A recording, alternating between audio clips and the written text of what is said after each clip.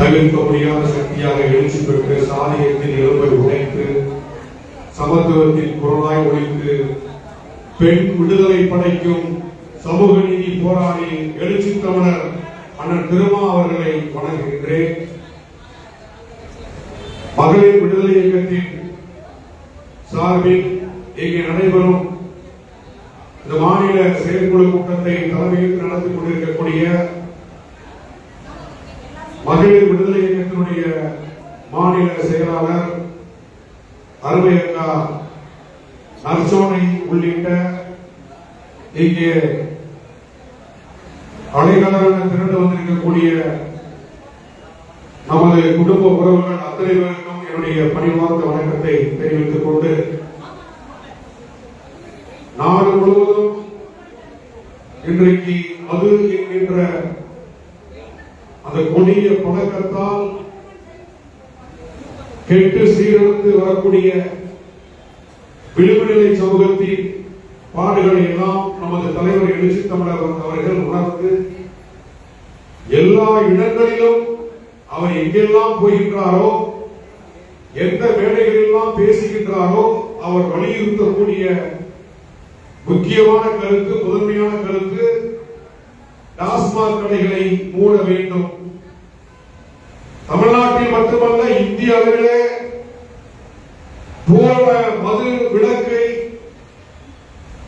ஒன்றிய அரசு நடைமுறைப்படுத்த வேண்டும் என்று பல ஆண்டு காலமாக நமது தலைவர் எழுச்சி தமிழர்கள் குரல் கொடுத்து வருகின்றார். மது ஒழிப்பை சாத்தியப்படுத்திவிட்டால் விளிம்புநிலை சமூகத்தின் விடுதலை என்பது சாத்தியப்படும் என்பதை நமது தலைவர் எழுச்சி தமிழர்கள் எல்லா இடங்களிலும் அந்த கருத்தை வலியுறுத்தி வருகின்றார்.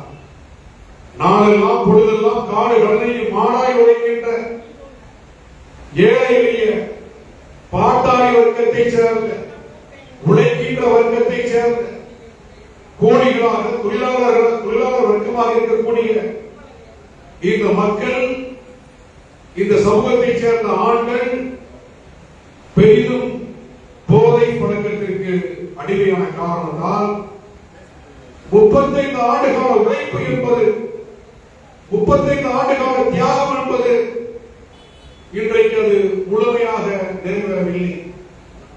நமது தலைவர் எழுச்சி தமிழர்கள் ஓடிய ஓட்டத்திற்கு, அவர் கொடுத்த உழைப்பிற்கு, அவர் ஆற்றிய பங்களிப்பிற்கு, அவர் சிந்திய வியர்வைக்கு இன்றைக்கு தமிழகத்தை ஆளுகின்ற இடத்தில், ஆண்டு கொண்டிருக்கக்கூடிய இடத்தில் அவர் இருந்திருக்க வேண்டும்.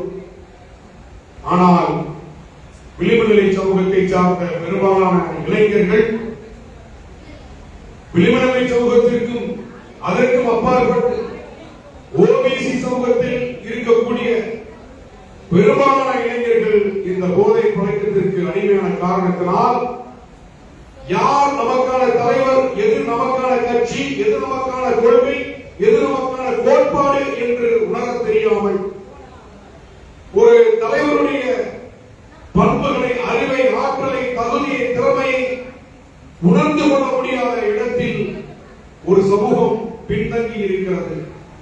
ஆகவே மது ஒழிப்பை, போதை பழக்கத்தை சாத்தியப்படுத்திவிட்டால் தமிழ்நாட்டில் விளிம்புநிலை சமூகத்தின் விடுதலை என்பது சமூக அரசியல் பண்பாட்டு களத்தில் சாத்தியமாகும் என்பதிலே மாற்று கருத்து இல்லை.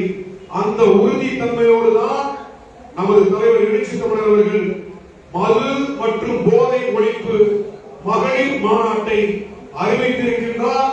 அதுவும் பாதிக்கப்பட்ட கள்ளக்குறிச்சியில் போதை பழக்கத்திற்கு மாண்டு வடிந்த அந்த மண்ணிலேயே மாநாட்டை நடத்துவதற்கு அறிவித்திருக்கின்றார். அந்த மாநாட்டிற்கு பிறகு தமிழ்நாட்டில் ஒரு பூரண மது விலக்கு நடைமுறைக்கு வரும், சாத்தியப்படுத்தப்படும் என்கின்ற நம்பிக்கையோடு இந்த நாடு முழுவதும் சிதறி கிடைக்கின்ற கோடான கோடி விளிம்புநிலை சமூகத்தை சார்ந்த பெண்களை நாம் அணிதிரட்டுவோம். அந்த அணிதிரட்டல் என்பது தமிழ்நாட்டில் நாம் மிகப்பெரிய ஒரு அரசியல் சக்தி, அதன் ஊடாக மது ஒழிப்பை சாத்தியப்படுத்தி நிறைவேற்றி காட்டுவோம் என்று நேரத்திலே நான் கூறிக்கொண்டு உங்களை எல்லாம் சந்தித்து இந்த கருத்தை பதிவு செய்வதற்கு வாய்ப்பளித்த அத்தனை பேருக்கும் நன்றி கூறி நிறைவு செய்கின்றேன். நன்றி, வணக்கம். அடுத்தபடியாக நமது தலைவர் எழுச்சி தமிழர் அவர்கள் உரையாற்றுகின்றார். அவரை அன்போடு அழைக்கின்றேன்.